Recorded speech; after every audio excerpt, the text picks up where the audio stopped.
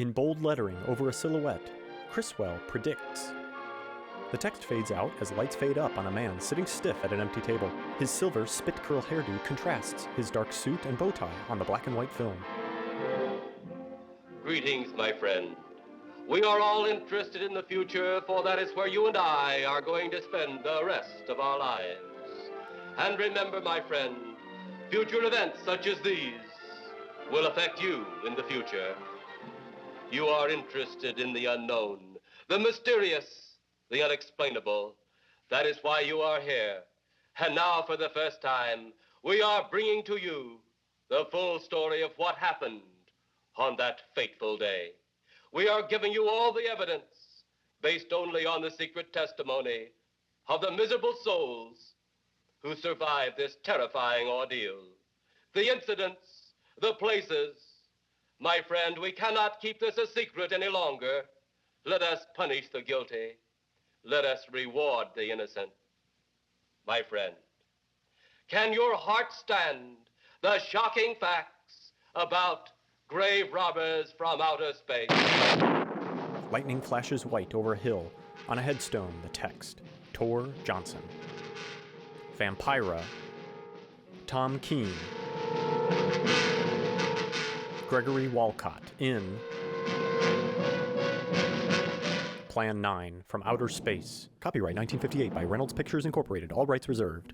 Co-starring Dudley Manlove, Mona McKinnon, featuring Duke Moore, Joanna Lee, Carl Anthony, Norma McCarty, David Demiring, Bill Ash, Conrad Brooks, Gloria Dia, Ben Fromer, Paul Marco, with guest stars Bella Lugosi, John Breckenridge, Lyle Talbot. Director of Photography, William C. Thompson. Production Manager, Kirk Kirkham. Production Assistant, Donald A. Davis. Assistant Director, Willard Kirkham. Makeup, Tom Bartholomew. Property Master, Tony Portuguese. Set Construction, Tom Kemp. Wardrobe, Dick Cheney. Special Effects, Charles Duncan. Script Supervisor, Diana N. Loomis. Electrical Effects, Jim Woods. Sound, Dale Knight. Grip, Art Mannequin. Set Dresser, Harry Reef. Music Supervisor, Gordon Zoller. Film Processing, Pathé Laboratory. Film Editor, Edward D. Wood Jr.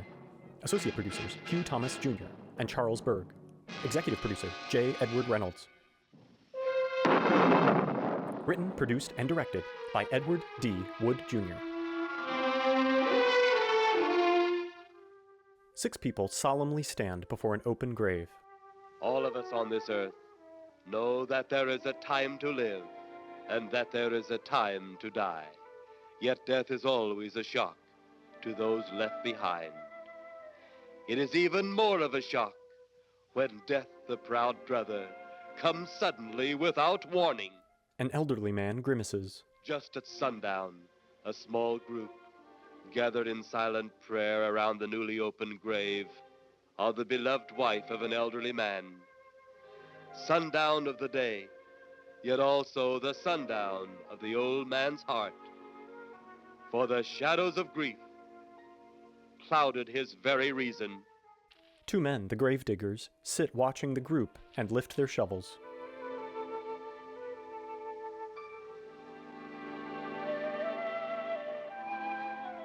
The funeral over, the saddened group left the graveside. They shuffle off, single file.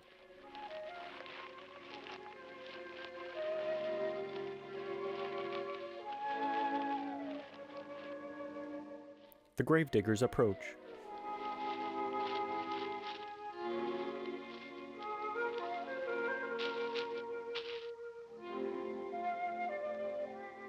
It was when the gravediggers started their task that strange things began to take place.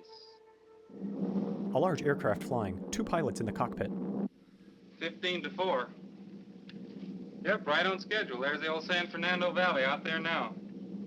You better radio in for landing instructions, Danny. Right, Jeff. Burbank Tower, this is American Flight 812. Over. Wouldn't surprise me any if he's asleep this time of the morning. American Flight 812, this is Burbank Tower. If I were asleep, you'd never get on the ground. In your case, maybe I ought to leave you up there for good. Over. You got me that time, Mac. This American Flight 812 requesting. Lights brighter than daylight gleam into the cockpit. The pilots recoil and look around. A silver flying saucer bobbles in the sky. Burbank Tower to American Flight 812. Over.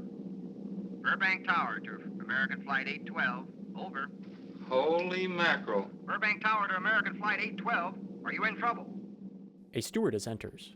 Trouble? Take a look for yourself. The saucer glides away. What in the world? That's nothing from this world. Burbank Tower to American Flight 812. Are you in trouble? Are you in trouble? Mayday, mayday. Stand by, Burbank Tower. You suppose a passenger saw it? I doubt it. Most of them are asleep. But it was quite a jolt, Jeff. I'll check. Good. We'll get it ready for landing. And keep it quiet until we get instructions. Right. Okay, Danny.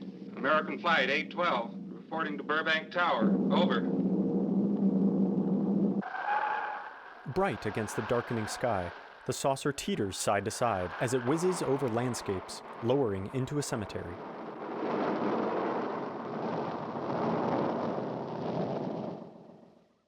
The gravediggers at work.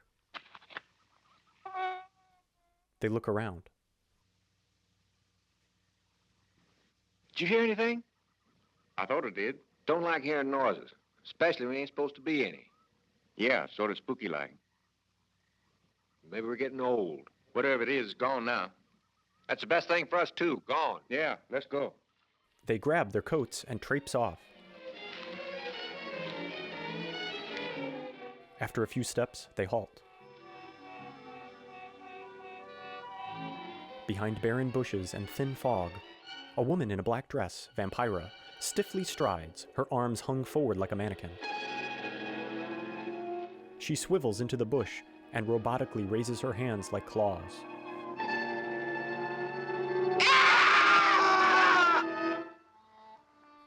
A home in daytime. The elderly man exits the front door. The grief of his wife's death became greater and greater agony. He slowly steps off the stoop, leaning on a walking cane and wearing all black with a half cape. The home they had so long shared together became a tomb, a sweet memory of her joyous living. The sky to which she had once looked was now only a covering for her dead body. Halfway up the driveway, he stops and picks a flower beside the garage.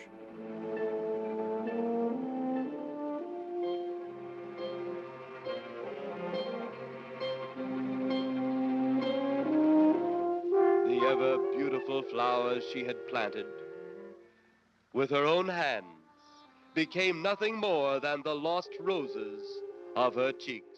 The flower falls from his hand. He rubs his face and lumbers away off-screen. Confused by his great loss, the old man left that home, never to return again. A 50s ambulance rips down a busy street. At night, people crouch out from a phone booth-sized mausoleum. At the funeral of the old man, unknown to his mourners, his dead wife was watching. Vampira in the bushes. First his wife, then he. Tragic. Tell me something. Why was his wife buried in the ground and he sealed in a crypt? Something to do with family tradition, a superstition of some sort. Oh. Well, it's getting dark. Let's be on our way. They step around headstones. Then, as two of his mourners left his final resting place, Sprawled on the ground, the gravediggers. 3 men exit a police station. They hop in a car and pull away.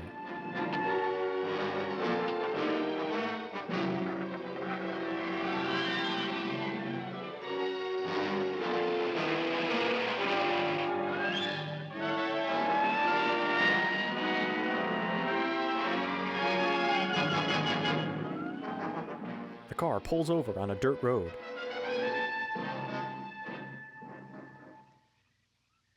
minutes later, the police, led by Inspector Daniel Clay, arrived at the scene. Who found them? The man and girl. Medical examiner been around yet? Just left. The morgue wagon ought to be along most any time. You get their statement? Yeah, much as we could. They're pretty scared. Finding a mess like this ought to make anyone frightened. Have one of the boys take the guy and the girl back to town. You take charge. Okay, Inspector. What are you going to do? Look around a little. It's pretty dark out there. Once you get beyond the range of those lights, you won't be able to see your hand in front of your face. I will get one of the flashlights from the patrol car. Be careful, Clay. I'm a big boy now, Johnny. Inspector Clay trades his overcoat for a flashlight from the car.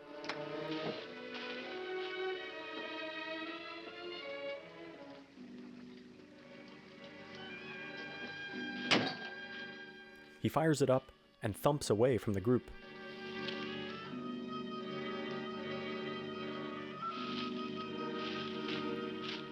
He weaves between headstones and sheets of fog.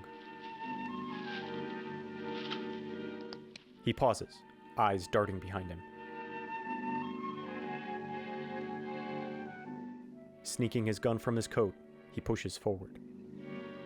His large frame pulls wisps of fog along with him.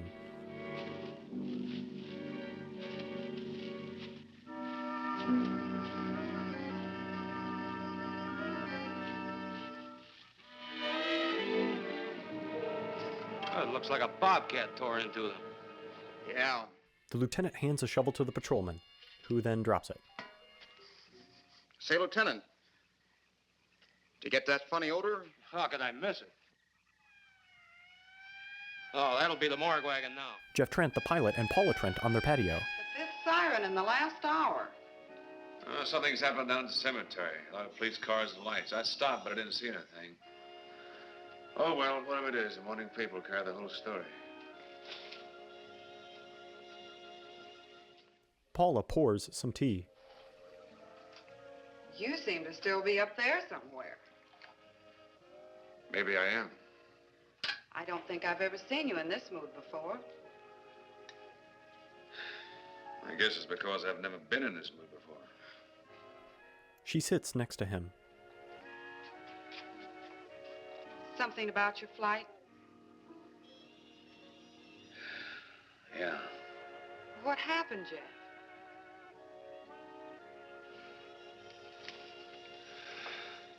He wrings his hands. I saw a flying saucer. Saucer? You mean the kind from up there? Yeah, its counterpart. It was shaped like a huge cigar. Dan and Edith saw it, too. When it passed over, the whole compartment lighted up with a blinding glare. Then there was a tremendous wind that practically knocked us off our course. Well, did you report it? Yeah. I radioed in immediately, and they said, we'll keep it quiet until you land.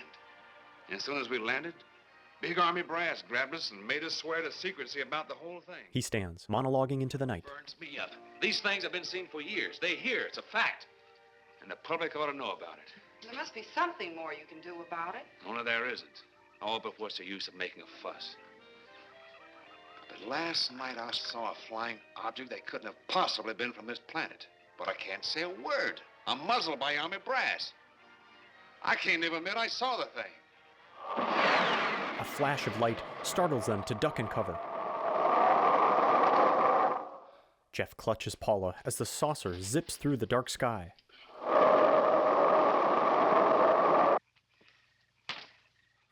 At the cemetery, two diners carry a laden stretcher past the police. A spotlight streaks across them and they flail to the ground, wobbling the headstones. Inspector Clay covers his face. The group slowly stagger to their feet.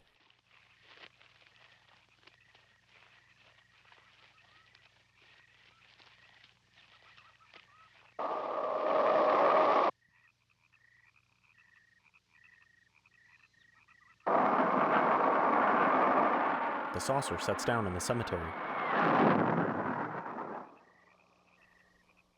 Gun drawn, Clay continues.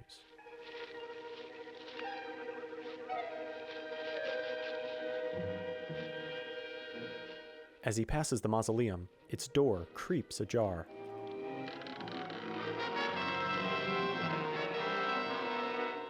Out steps a tall man, his face in the crook of his arm like a vampire, cloak covering much of his face.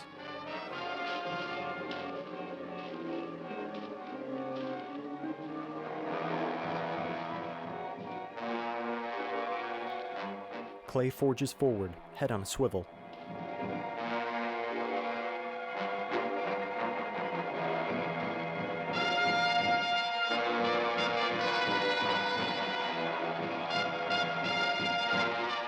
He turns to find the vampire at his heels. He trembles, turning away. Vampira slowly advances, eyebrows high and arched, mirroring the deep plunge of her dress. He oscillates shots between the ghouls to no effect. Sounds like Kay's in trouble. The figures close in, Vampira's fingernails knife-like. If that apparition we saw had something to do with it, come on.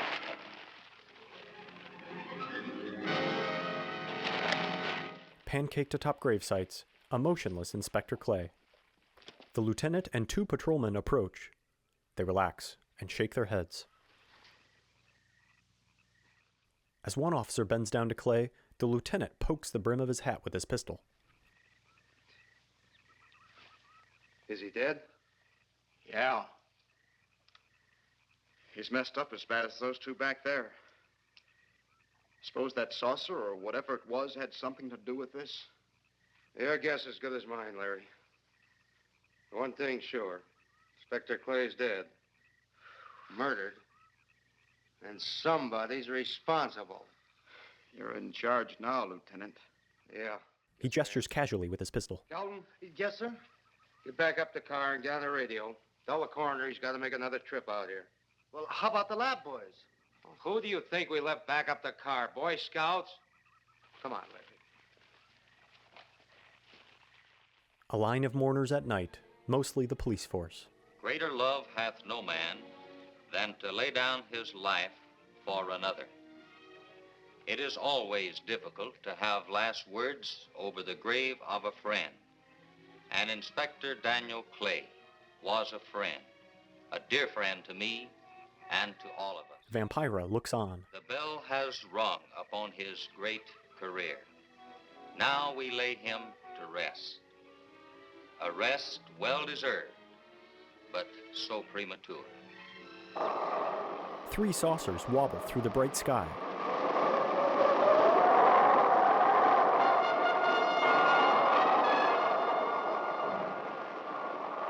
People turning south from the freeway were startled when they saw 3 flying saucers high over Hollywood Boulevard. A printing press in action. A man opens a newspaper. The headline reads, "Saucers seen over Hollywood." They sway over the CBS and NBC buildings. A woman, startled by the sight in the sky, telephones the police.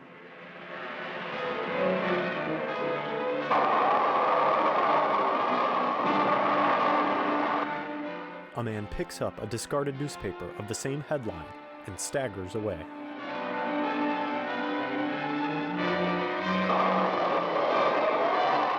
Saucers hover over nighttime traffic. There comes a time in each man's life when he can't even believe his own eyes. A man rubs his face and sets down a wine bottle. Saucers seen over Hollywood. A plane flies over the Pentagon. Flying saucers seen over Washington, D.C. A radar dish rotates. Jeeps full of soldiers bounce down desert roads. The army convoy moved into the field.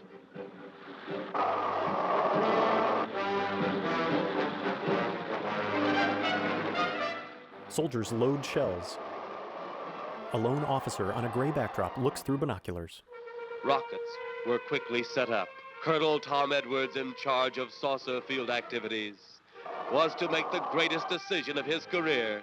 He made that decision. Colonel Edwards gave the signal to fire. Rockets launch.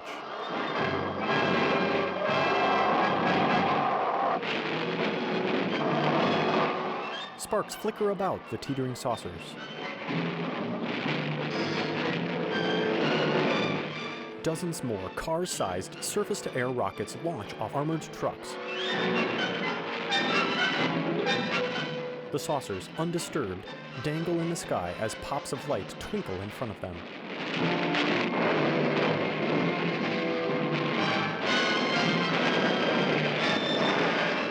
More missiles. More dangling.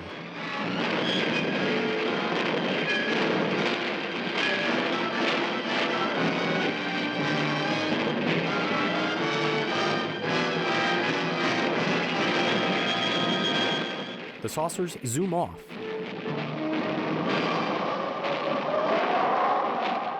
Colonel Edwards holds out his arm. Then as swiftly as they had come, they were gone, even to the piercing eye of radar and the speeding jet fighters. A jet pulls away. A soldier approaches Edwards. Quite a sight, wasn't it, sir? A sight I'd rather not be seeing. Are you worried about them, sir? Well, they must have a reason for their visits. Visits? Well, that would indicate visitors. Well, the big gun's a usual way of welcoming visitors. We haven't always fired at them. Oh? For a time, we tried to contact them by radio, but no response. Then they attacked a town. A small town, I'll admit, but nevertheless a town of people. People who died. I never heard about that, sir. Well, it was covered up by the higher echelon. Take any fire, any earthquake, any major disaster, then wonder. Flying saucers, Captain, are still a rumor. Officially. Jet fighters in formation. Like we beat them off again, sir. What do they want? Where are they from? Where are they going? They, sir? Who? Well, this is a training maneuver, sir. We only did a little practice firing at the clouds. Yeah. I wonder what their next move will be. In space, two smaller saucers float behind a bigger saucer, 10 times as large.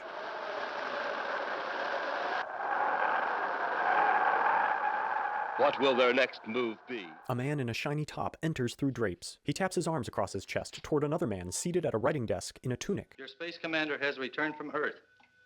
Send him in. He turns heel and exits. A man and a woman enter in matching shiny tops. You have your report?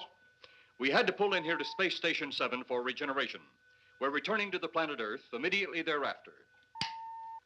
What progress has been made? We contacted government officials. They refuse our existence. What plan will you follow now? Plan 9. It's been absolutely impossible to work through these Earth creatures. Their soul is too controlled. Plan 9. He reads from desk papers. Ah, yes. Plan 9 deals with the resurrection of the dead. Long-distance electrode shot into the pineal and pituitary glands of recent dead. Have you attempted any of this plan as yet? Yes, Excellency. How successful has it been? We have risen too so far. We shall be just as successful on more. The living, they have no suspicion of your movements? We had to dispose of one policeman. However, none of those risen have been seen. At least not by anyone who still remains alive. It's too bad it must be handled this way. But it must. Those who we take from the grave will lead the way for our other operations. Yes, Excellency. Continue on. Report to me in 2 Earth days. They tap their shoulders and exit through the drapes. I feared His Excellency wouldn't take our report this well. Well, had he been dealing with our own people, his reaction would have been completely different. He understands the difficulties of the Earth race. What do you think will be the next obstacle the Earth people will put in our way? Well, as long as they can think, we'll have our problems. But those whom we're using cannot think. They are the dead, brought to a simulated life by our electrode guns. You know, it's an interesting thing when you consider the Earth people who can think are so frightened by those who cannot, the dead. Well, our ship should be regenerated. We better get started. They walk off. The smaller saucers emerge from the larger one.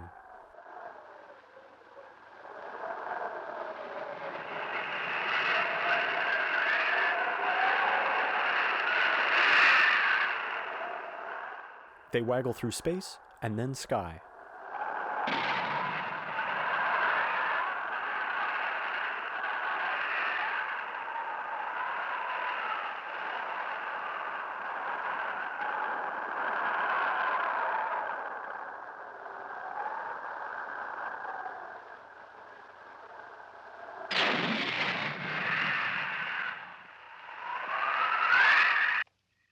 Dressed in uniform, Jeff the pilot walks onto his patio. I still think you ought to go in town and stay with your mother until I get back. This is our home, and nothing's going to take me from it. Besides, most men try and keep their wives from going home to Mama. That's not the point. That's all the point there's going to be. Now toddle off and fly your flying machine, darling. But if you see any more flying saucers, will you tell them to pick another house to buzz? They smooch and cuddle. Be careful. Don't worry about me. Oh, you're the only thing I do worry about. Oh, forget about the flying saucers. They're up there. But there's something in that cemetery. And that's too close for comfort. The saucers are up there, and the cemetery's out there. But I'll be locked up in there. Now, off to your wild blue yonders. You promise you'll lock your doors immediately? I promise. Besides, I'll be in bed before half an hour is gone, with your pillow beside me. My pillow? Well, I have to have something to keep me company while you're away. Sometimes in the night when it does get a little lonely, I reach over and touch it. Then it doesn't seem so lonely anymore. A crazy kid. A saucer descends. I do love you, darling. They embrace.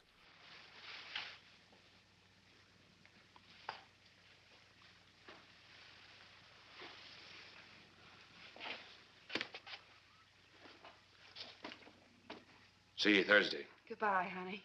They go their separate ways. You know I'm not leaving you here until you're locked safely inside. All right, darling.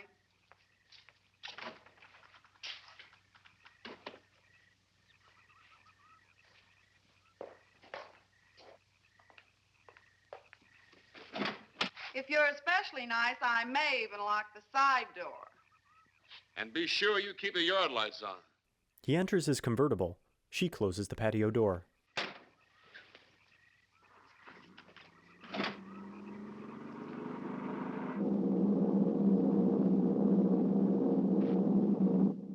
Jeff and Danny in a bright cockpit.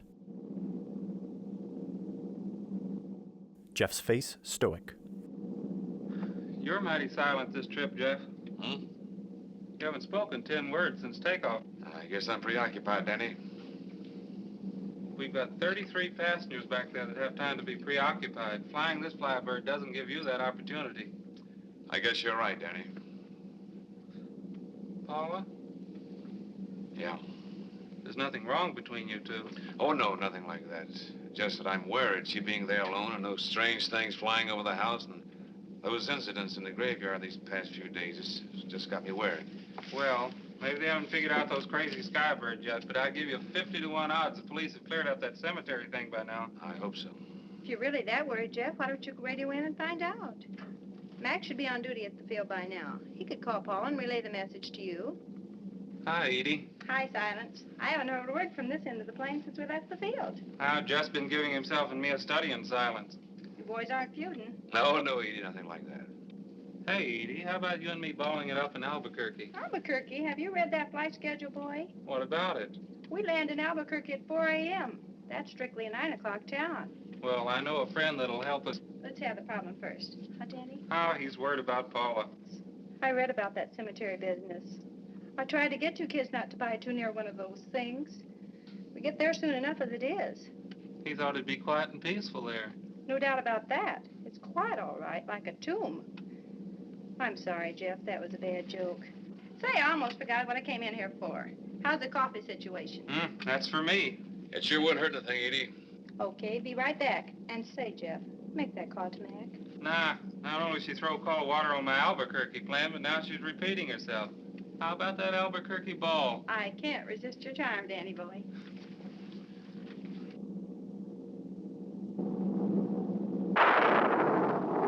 Residents near the cemetery paid little attention to the blast of thunder and the flash of lightning.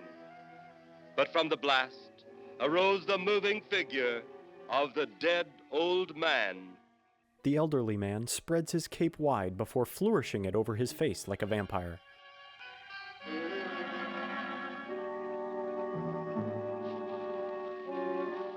He approaches a home.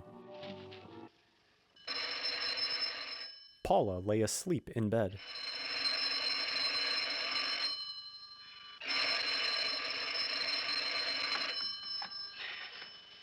Hello? Who? Mac? Well, hi, Mac. Sure, I'm all right.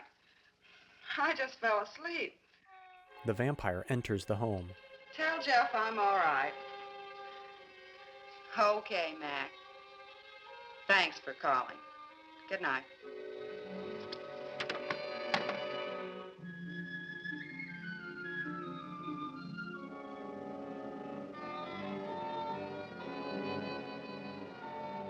She folds up an open book.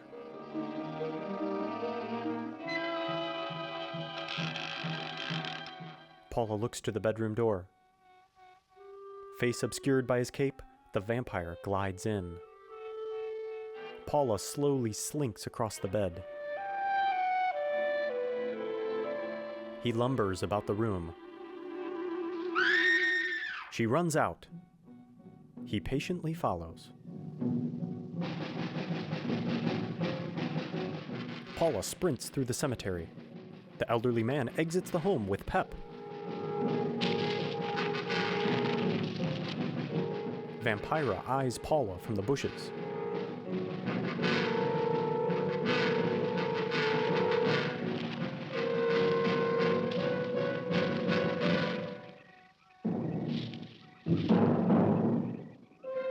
The ground in front of a headstone pulses from below.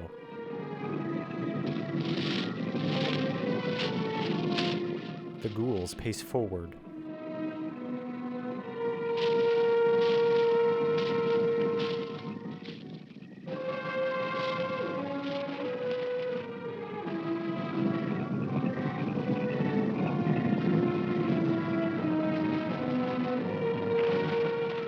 A sinkhole gives way at the headstone.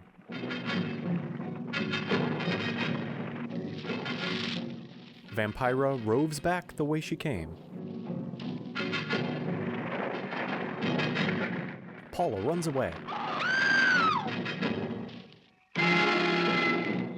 Inspector Clay slowly rises out of his grave, his face pulled back, permanently aghast.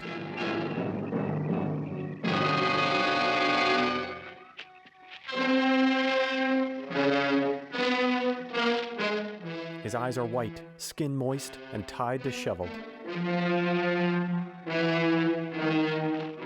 Paula, still running.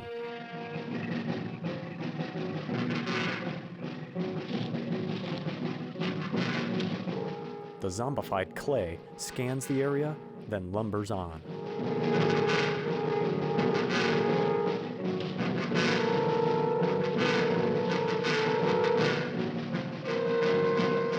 His headstone tumbles into his vacant grave. Paula traipses through the cemetery. Slowly pursuing are the creatures.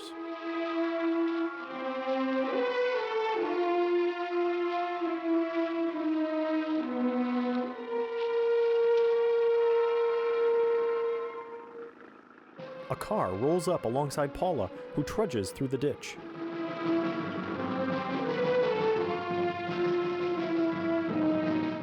A heavy-set farmer in a plaid shirt and straw hat parks the car and hurries to Paula. He shakes her limp body. Mrs. Trent! Mrs. Trent! What's wrong? The creatures stare.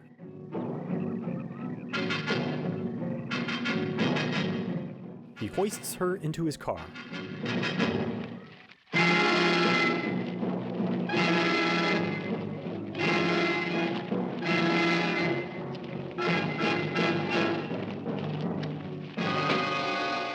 The vampire stares ahead. The farmer struggles the steering wheel to no avail. He looks backward at the approaching vampire. The car pulls away.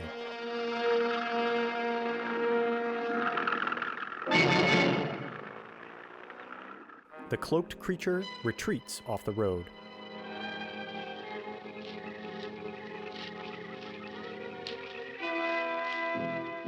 So do Vampira and Clay.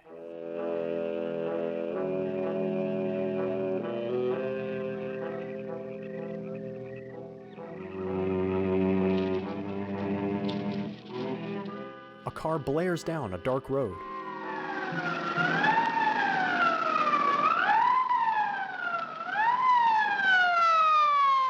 It slows to a stop. The lieutenant and patrolman emerge from the car and walk on.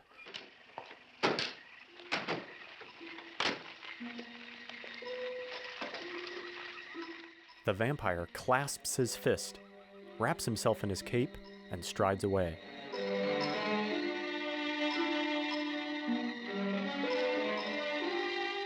The lawmen step lightly over the graves, scanning the area.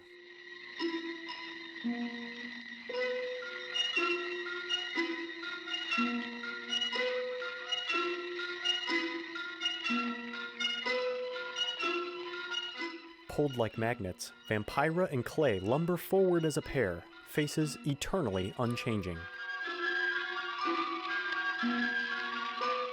The two in shiny tops look out a window. They'll be at the hatch in a moment. You can open it now, Tana. Tana heads for the door past electrical equipment. At the turn of a switch, a doorway slides open.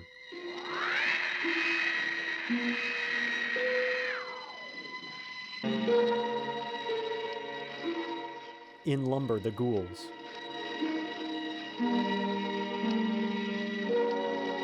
Turn off the electrodes quickly. They can't tell us from anyone else. Tana's head whips from the ghouls to the equipment. At the flip of a lever, they halt.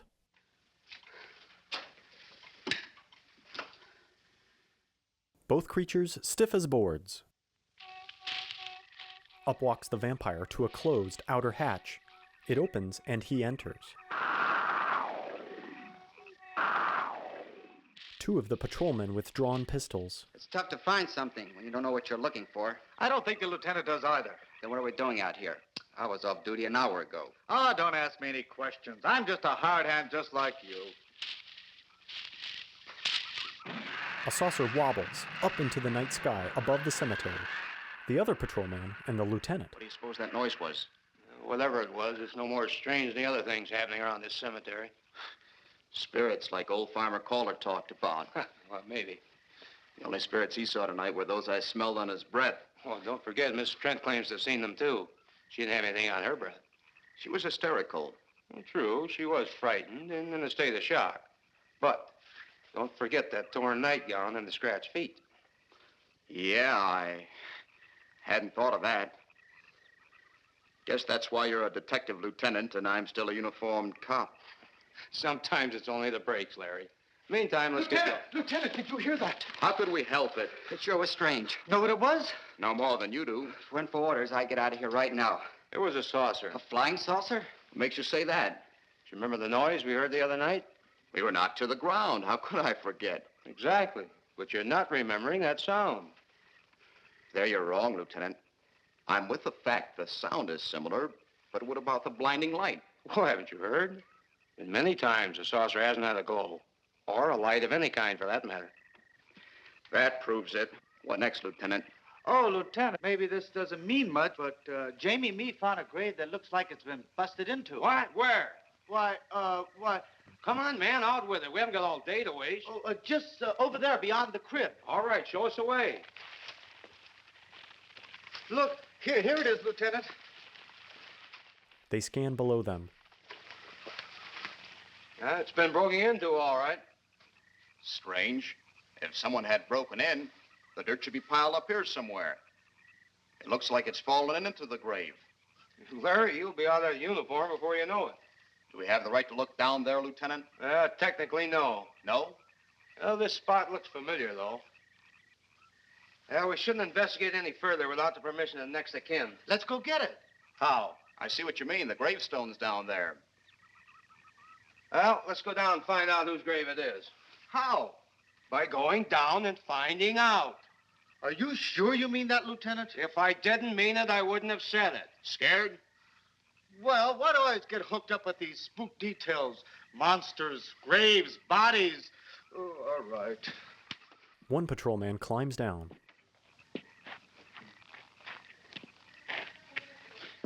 The lieutenant pulls out a cigarette. Casket's here, but nobody's in it. Can you read the name on the casket? It's too dark. Give me a flashlight. How about a match? We sure could try it. Let me have them. Okay. He tosses his matchbox. Glow illuminates the grave. It's Inspector Clay's grave. But he ain't in it. The lieutenant pulls the cigarette from his mouth. An airplane flies over the Pentagon. But meanwhile, at the Pentagon in Washington, D.C., a uniformed general at his desk, phone to ear. Right, G2. Come in. Yes, of course. I'll keep in touch. Colonel Edwards enters. They salute. Come in, Colonel Edwards. Close the door. At ease, Colonel. Thank you, sir. Sit down. He obliges. A model rocket ship and a Galaxy Swirl poster behind him. I understand, Colonel, you've been on tap for many of our saucer attacks. I'm in charge of field operations, sir. You believe there are such things as flying saucers, Colonel? Yes, sir. You've seen them? Yes, sir. You realize there's a government directive stating that there is no such thing as a flying saucer? Yes, sir. You stand by your statement that you've seen flying saucers? Well, yes, sir. This could mean a court-martial, admitting this against direct orders. General Roberts, may I speak freely? You may. How could I hope to hold down my command if I didn't believe in what I saw and shot at? I like you, Colonel. Thank you, sir. There are flying saucers. General Roberts puffs a cigarette. There's no doubt they are in our skies. They've been there for some time. What are we going to do about them? Who knows? Then they really are there. I thought you were convinced of that. I am. We've had contact with them. Contact? How? Radio. They speak our language? Well, not quite. We've received messages from their spaceships. For a while, it came in as just a lot of jumbled noise. And now, sir? Well, since they first tried contact with us by radio, we've developed a language computer. A machine that breaks down any language to our own. General, what's this all got to do with me? Well, you've been in charge of saucer field activity for a long while. I think it's about time you heard these recordings. Do you mind? Mind? Huh, I'm anxious. He opens a reel-to-reel tape player, which spins alive. This is Eros, a space soldier from a planet of your galaxy. I fully realize our language differences. However, I also know you finally have perfected the dictal robotary, or as you on Earth call it, the language computer. So you can now understand that which I speak. General Roberts cocks an eyebrow. Since the beginning of your time, we have been far beyond your planet. It has taken you centuries to even grasp what we developed eons of your years ago. Edwards shifts in his chair. Do you still believe it impossible we exist? You didn't actually think you were the only inhabited planet in the universe. How can any race be so stupid? Permit me to set your mind at ease. We do not want to conquer your planet, only save it. We could have destroyed it long ago if that had been our aim. Our principal purpose is friendly. I admit we have had to take certain means which you might refer to as criminal. But that is because of your big guns which have destroyed some of our representatives. If you persist in denying us our landings, then we must only accept that you do not want us on friendly terms.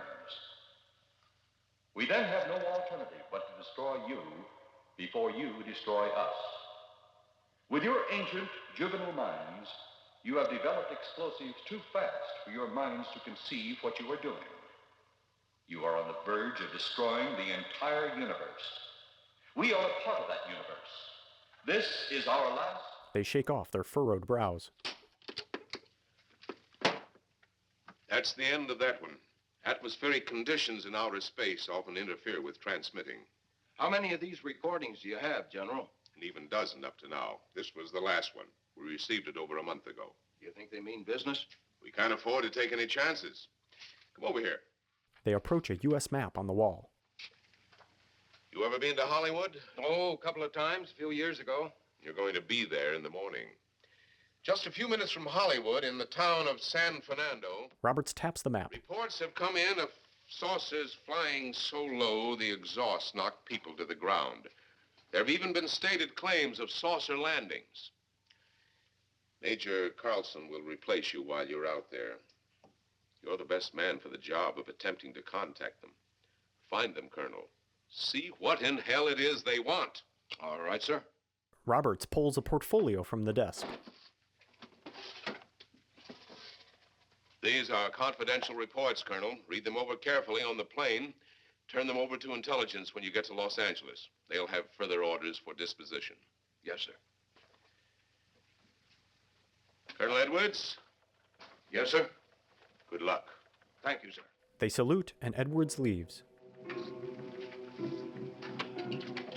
The general shuffles papers at his desk. The bigger saucer suspended in outer space. In the draped room, Eros, Tana, and another space soldier salute the ruler with the customary shoulder tap as he enters. He ushers the one to exit and sits at the writing desk. His tunic features a shiny medieval crest. We are ready to report, Excellency. You are many days late. It was unavoidable. We tried to transmit via televisor, but atmospheric conditions made transmission impossible. You should have transmitted as soon as conditions permitted. I thought time was of the essence. Suspicion has fallen upon our movements. Our ships have been viewed near the point of operations. And what has this added time gained, Eros? We have successfully risen 3 of the dead ones. Permit me to see one. Bring in the big one. Use your small electrode gun. Tana salutes, unholsters her ray gun, and exits. I have taken 2 ships from your command. But that will leave only my ship. It is necessary that you continue your mission alone. I have need of your other ships elsewhere. Even though you have risen 3 of the Earth's dead, the plan is far from successful, and you, Eros, must prove it an operational success before more time, energy, ships, and your countrymen may be spent on it. We will not fail. Everything is on our side. Not everything. You do not have the live Earth people. His Excellency stands, hands stiff behind his back. You reported that your ship was viewed at the scene of your present operations. That is correct. He slides slightly to his right. They have been viewed many times, but not at the scene of operations. Something must be done about that. Clay advances through the drapes, Tana following. Stop him, Tana. He's close enough. Turn off your electrode gun. Eros flails backward. Tana struggles the ray gun. No! Stop him, Tana! I can't get it. It's jammed. Stop him, you fool! Drop the gun to the floor, Tana. The metal will break contact. Clay loosens his strangle and stills.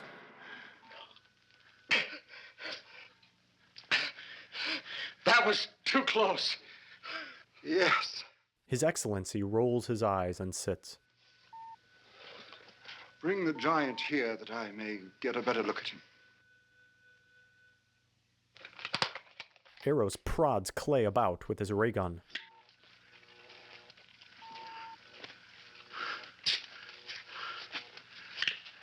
Yes, he's a fine specimen.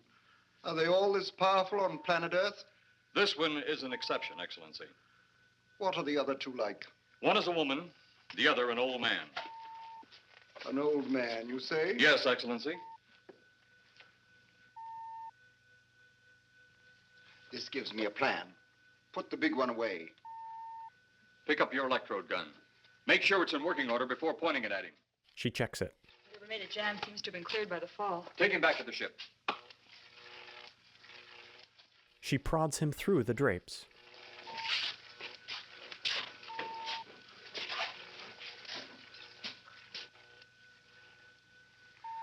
The old one must be sacrificed. Re-land on Earth. Send the old one to enter a dwelling. Then cut the electrokinetic and turn on your ship's decomposure ray. The result will astound those watching. Astound them enough to delay their intention until you have gained your other recruits from the cemetery. Yes, Excellency. It'll be done. Report to me when this has been accomplished. He stands to leave, eyeing the camera briefly while turning back. Eros, the Earth people are getting closer to that which we fear. Since they will not listen or respect our existence, they cannot help but believe our powers when they see their own dead walking round again, brought about by our advancement in such things. As soon as you have enough of the dead recruits, march them on the capitals of the earth. Let nothing stand in your way. Their own dead will be used to make them accept our existence and believe in that fact. He exits.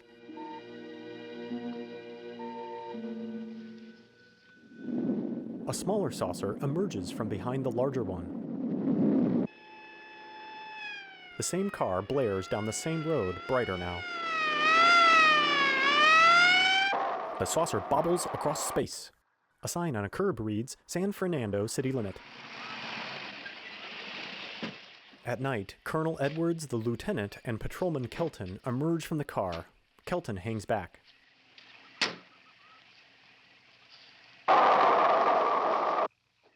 On the Trent patio. Mr. Miss Strand, this is Colonel Edwards from Washington, D.C. Good evening, Colonel. Hello, Colonel. Jeff and Edwards shake hands. Colonel would like to ask you a few questions. Questions? What about, Colonel? May I, sit down? Oh, I'm sorry. Please do. I want to ask you about your strange experience the other night when you saw the flying saucer. The saucer lands in the cemetery. After that, the police brought me home. I hope I never see such a sight again. Well, after your description, I don't think I'd want to see it either. One thing more. After you were forced to the ground by that blast of wind, was it a hot or cold blast? It's kind of hard to explain. It wasn't hot, wasn't cold. It was just a terrific force. We couldn't get off the ground. The light blinded me so badly, I couldn't see a thing. We could only feel the pressure of the wind until it was gone. When the glare left us, we could see a glowing ball disappearing off in the distance. Which way? Toward the cemetery. The vampire exits the outer hatch.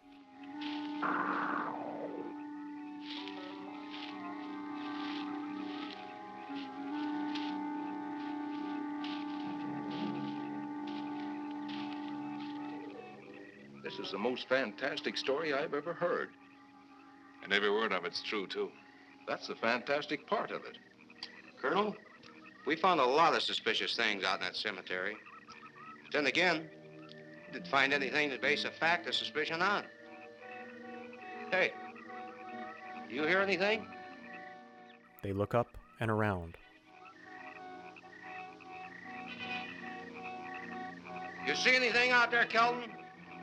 Too dark, Lieutenant. But something started stinking awful bad.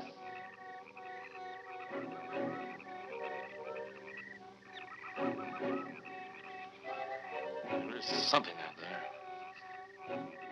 Paula closes her shawl.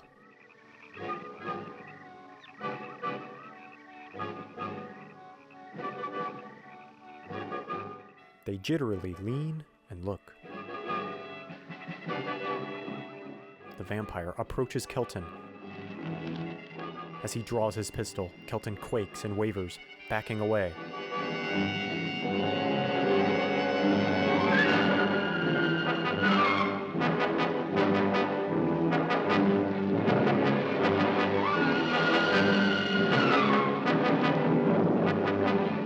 Paula gasps. They all stand as Kelton backs onto the patio. The vampire slowly advances.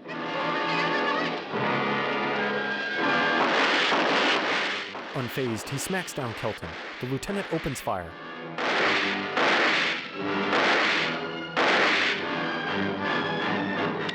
A glow in the cemetery sky emits a beam of light.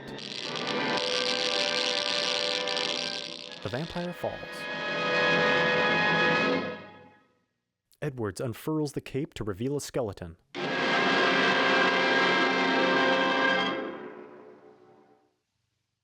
They look at each other and the skeleton.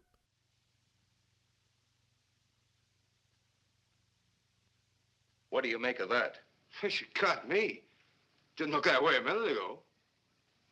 What about your man? Oh, the excitement, I forgot all about Kelton. They heave Kelton upright.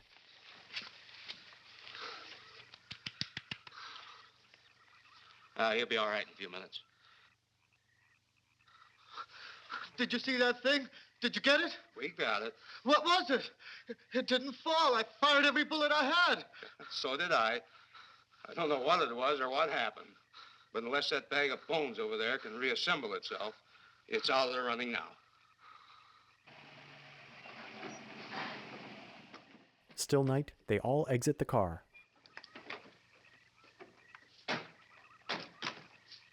Colonel, I've been out here so often, you think I've taken a lease on this place. Not a long lease, I hope. I see what you mean. But you know, I can't help but feel the answer's out here somewhere.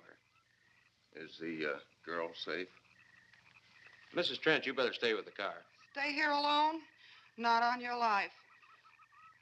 Modern women. Yeah, they've been that way all down through the ages, especially in a spot like this. Calvin. Yes, sir. Stay with Mrs. Trent. All right, Lieutenant. Now, you stay close to the officer, honey. I'd feel safer with you. Vampira scurries around a bush. Now, the lieutenant knows best. Well, I don't like it, but I guess there isn't much I can do about it. Jeff nudges Paula into the car.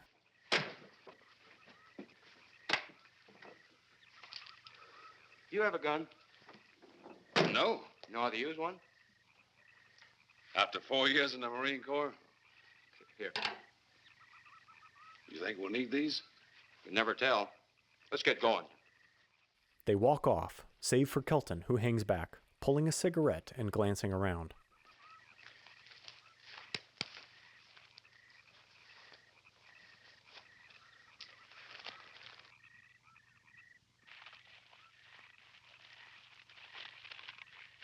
Would expect to find out here. Well, there's only one answer to that, Mr. Trent. We'll know when we find it. Inspector Clay's grave's right over here. Is that the one you told me was broken into? Yes.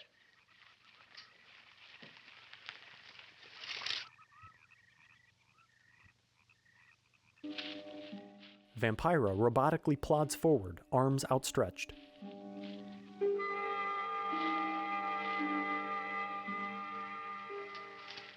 This it? Yeah. Looks to me like someone had broken out instead of in. I figured that, but that's impossible. Look, Colonel, some things just can't happen. Yeah, well, after that apparition that was draped across Mr. Trent's patio, I would say we should keep our minds open to anything. Look, Colonel, I'm a policeman. I've got to deal in facts. But I guess I'll have to go along with you. You know, I'll bet my badge right now we haven't seen the last of those weirdies. Eros enters the saucer. They'll discover our ship soon.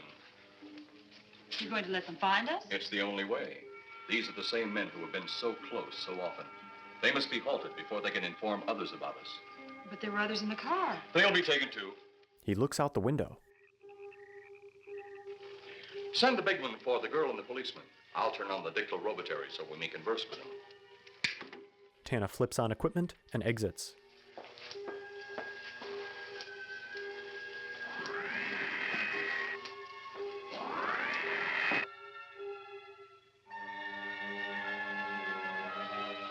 Clay emerges from the brush, thumping ahead.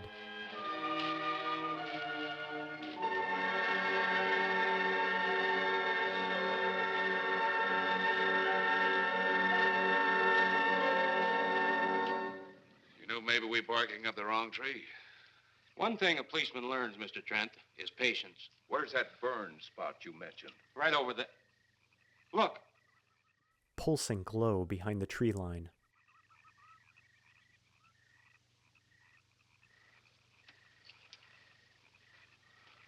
We'll investigate, but move carefully. They walk off.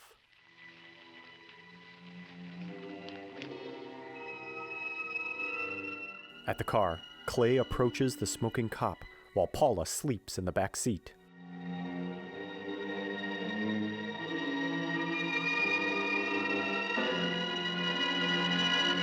Kelton swivels. He's smacked to the ground. Paula awakes.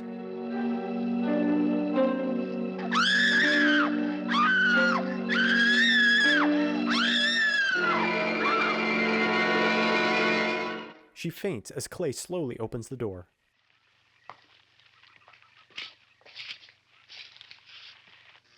A moment or two more, and you will be the first live Earth people ever to enter a celestial ship. At the saucer's outer hatch, Wow. Boy, how can anything that big hide for so long a time? he taps the ship. Never heard metal sound like that before. What do you see? Only my reflection. Must be some kind of one-way glass. I wonder how you get into this thing.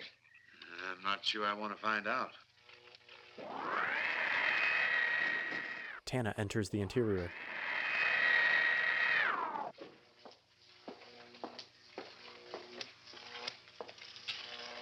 They're just outside.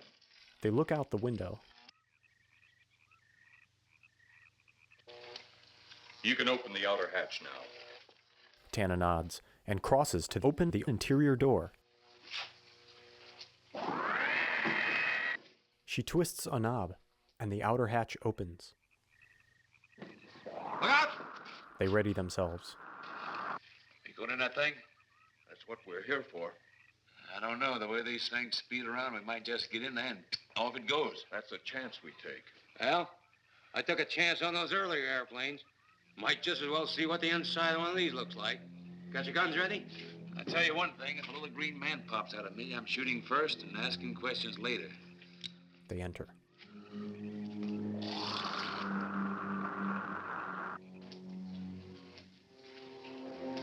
They're in the outer chamber now. Eros, do we have to kill them? Yes. Seems such a waste. Well, wouldn't it be better to kill a few now than, with their meddling, permit them to destroy the entire universe? You're always right, Eros. Of course. But those are not my words. Those are the words of the ruler. The men enter the interior, guns drawn. You two stay right where you're at. The door closes. We will do as you command. For the moment. No for the moment about it. You just do as I tell you. Both groups approach each other.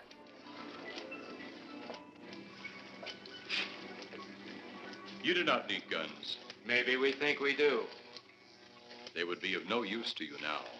They've been mighty useful before on flesh and blood. And you two look like you've got a lot of both. True, they would be effective upon us. If you were to have the opportunity to use them. Mister, if you don't get away from that control board, I'll show you just how effective they can be. Shall we talk now or wait? Your friends will be here shortly. What friends? Those you left at the vehicle. If you've done anything to Paula... Take it easy, Mr. Trent. Oh, I assure you no harm has come to her. Would you like to see? Jeff shoots.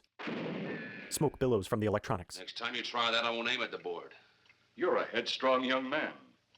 I was only going to turn on the televisor so you could see her movements.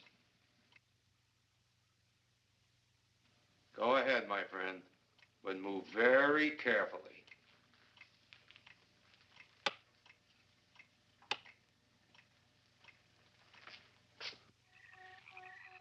A TV screen illuminates. Paula draped over the arms of a marching Clay. She's only fainted. You fiend. I? A fiend? I am a soldier of our planet. I? A fiend? We did not come here as enemies. We came only with friendly intentions, to talk, to ask your aid. Our aid? Yes, your aid for the whole universe. But your governments of Earth refused even to accept our existence, even though you've seen us, heard our messages. You still refuse to accept us. Why is it so important that you want to contact the governments of our Earth? Because of death. Because all you of Earth are idiots. Now, you just hold on, Buster. No, you hold on. First was your firecracker, a harmless explosive. Then your hand grenade. They began to kill your own people a few at a time. Then the bomb. Then a larger bomb. Many people are killed at one time. Then your scientists stumbled upon the atom bomb. Split the atom. Then the hydrogen bomb, where you actually explode the air itself. Now brings the total destruction of the entire universe served by our sun. The only explosion left is the solarite. Why, there's no such thing. Perhaps to you, but we've known it for centuries. Your scientists will stumble upon it as they have all the others. But the juvenile minds which you possess will not comprehend its strength until it's too late. You're way above our heads. The solarite is a way to explode the actual particles of sunlight. Why, that's impossible. Even now, your scientists are working on a way to harness the sun's rays. The rays of sunlight are minute particles. Is it so far from your imagination they cannot do as I have suggested? Why, a particle of sunlight can't even be seen or measured. Can you see or measure an atom? Yet you can explode one. A ray of sunlight is made up of many atoms. So what if we do develop this solarite bomb? We'd be even a stronger nation than now. Stronger. You see? You see? Your stupid minds. Stupid! Stupid! That's all I'm taking from you. Get back here, you jerk! Jeff backhands Eros. Let him finish.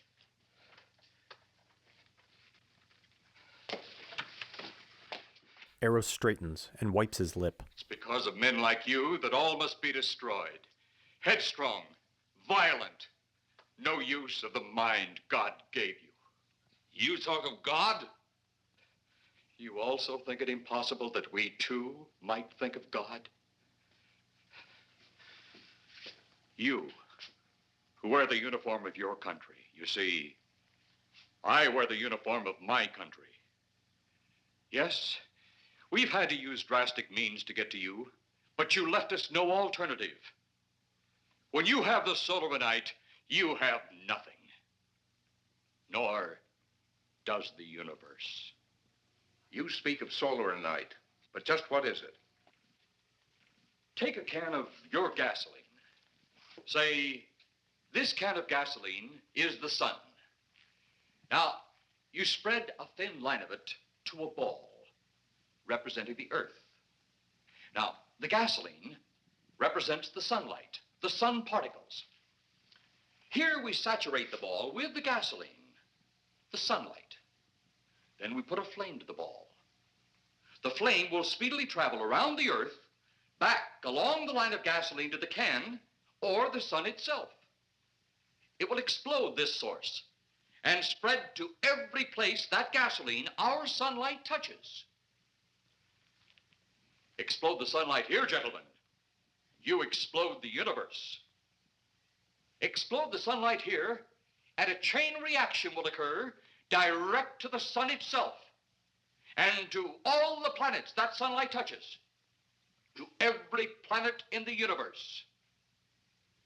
This is why you must be stopped. This is why any means must be used to stop you. In a friendly manner, or as it seems, you want it. He's mad. Mad? Is it mad that you destroy other people to save yourselves? You have done this.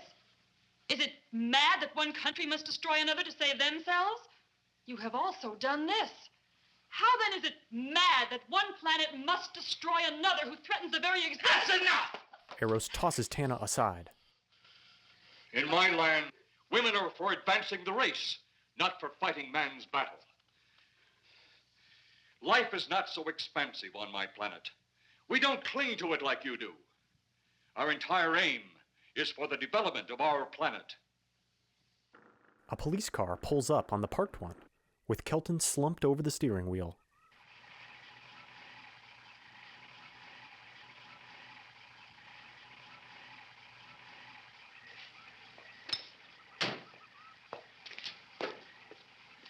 What happened to you?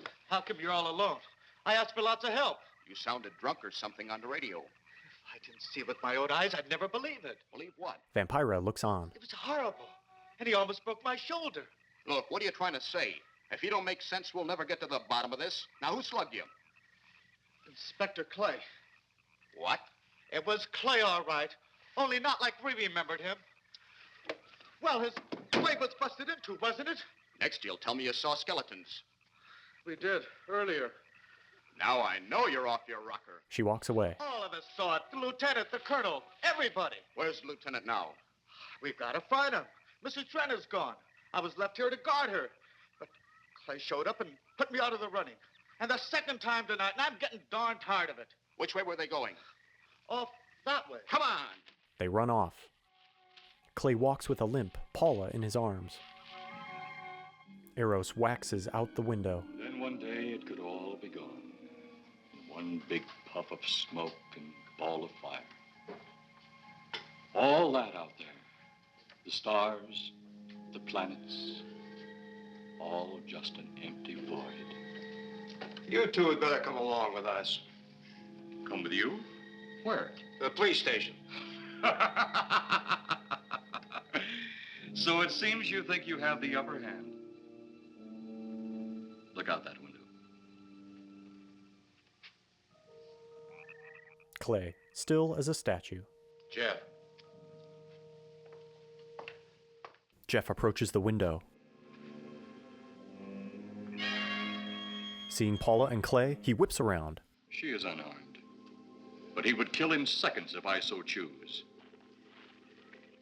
The cops crouch through the reeds.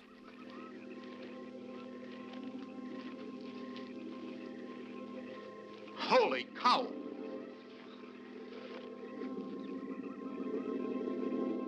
They spot the glow. Look there. And Clay. It's Clay, all right. There's no mistaking that. And he's got Mrs. Trent. Get your gun ready. From all I've seen tonight, guns won't do any good. Clay is dead, and we buried him. How are we going to kill somebody that's already dead? Dead! And yet there he stands. That other one earlier, I emptied a full clip into. I'm seeing it. That's the only reason I'm listening to you. He holsters his pistol and picks up a branch. Look, I've got an idea. Hurt him or not, we've got to try something. I'm going to sneak up behind him and whop him over the head. That ought to make a move. Follow me. Even when Clay was alive, he couldn't run fast enough to catch me. So when he does, you grab Mrs. Trent and run like lightning in the opposite direction. Oh, you think it'll work? Know of anything else to try? They sneak behind Clay and break the branch over his head. Clay drops like a rock. Checking on Paula. Oh, I'll be all right. Take care of the others. Your men have felled the big one. This could only happen because the electrode ray is off. He'll walk again when I turn it on. Hold it. Right there. Suppose the lieutenant and the others are in that thing. Well, supposing there are Martians or something in there. They approach the outer hatch.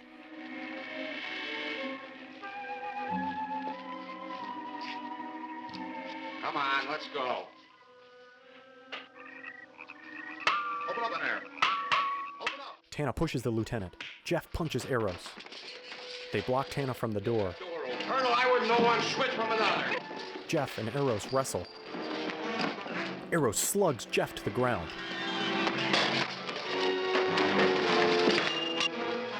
Edwards twists a knob. Jeff and Eros trade restrained punches. Hold on to him, Eros. I'll have the ship in the air in a minute. Tana twists controls. Eros pulls a machine from the side table. A fire breaks out. They struggle.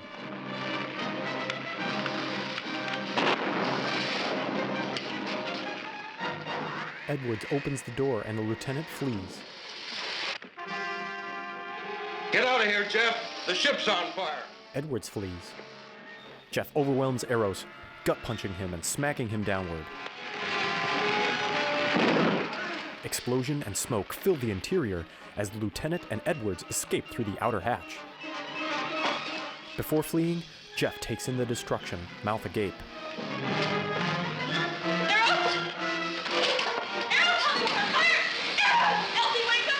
Tana shakes Eros on the floor, while Jeff stumbles out the outer hatch.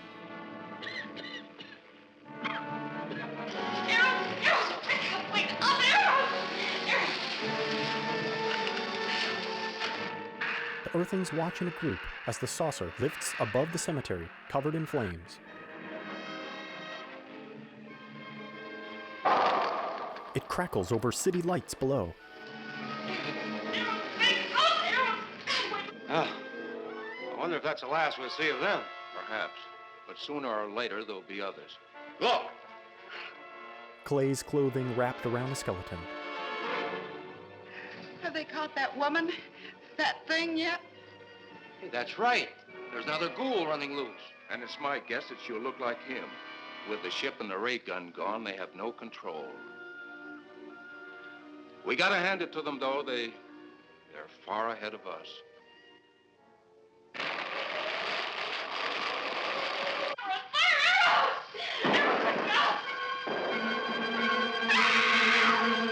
The saucer explodes. Criswell at the table. My friend, you have seen this incident based on sworn testimony. Can you prove that it didn't happen? Perhaps on your way home, someone will pass you in the dark, and you will never know it, for they will be from outer space. Many scientists believe that another world is watching us this moment. We once laughed at the horseless carriage, the airplane, the telephone, the electric light, vitamins, radio, and even television. And now some of us laugh at outer space.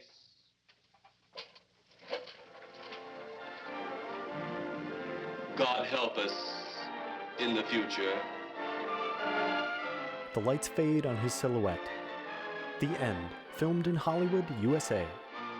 Audio description by Bob Dignan. Creative Commons 0, License 1.0. This work has been marked as dedicated to the public domain. Cast: Jeff Trent, Gregory Walcott, Paula Trent, Mona McKinnon, Lieutenant Harper, Duke Moore, Colonel Edwards, Tom Keene, Patrolman Larry, Carl Anthony, Patrolman Kelton, Paul Marco, Inspector Clay, Thor Johnson, Eros, Dudley Manlove, Tana, Joanna Lee, Ruler, John Breckenridge, General, Lyle Talbot, Danny, David Demering, Edith, Norma McCarthy, Captain, Bill Ash, Reverend Lynn Lennon, Man, Ben Fromer, Girl, Gloria Dia, Policeman, Conrad Brooks, Vampire Girl, Vampira, Ghoul Man, Bella Lugosi, and Criswell.